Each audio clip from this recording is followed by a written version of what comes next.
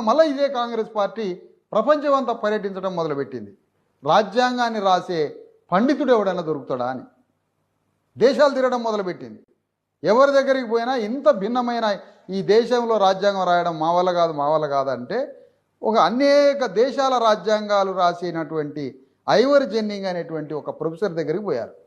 ఐవర్ ginning ఒకటే single మాట ఏంటి అంటే, నేను అనేక దేశాలకి రాజ్యాంగానికి కావలసిన నిపుణత సలహాలు ఇచ్చింది. ప్రపంచంలో ఇన్ని దేశాలకి రాజ్యాంగం రాసే అవకాశం నాకు వచ్చిన దానికి, అనేక దేశాల రాజ్యాంగం రాయడానికి సహకరించడానికి నాకు గురువే డాక్టర్ అంబేద్కర్. ఆ అంబేద్కర్ని మీ దేశంలో వదిలిపెట్టి నా దగ్గరికి ఎందుకు వచ్చారని వచ్చిన వాళ్ళని మెడలు పెట్టి బయటికి వెళ్ళగొట్టాడు ఐవర్ జెన్నింగ్. అప్పుడు తప్పని పరిస్థితిలో ఈ కాంగ్రెస్ పార్టీ నాయకులంతా అంబేద్కర్ దగ్గర మోకరిల్లితే అప్పుడు రాజ్యాంగం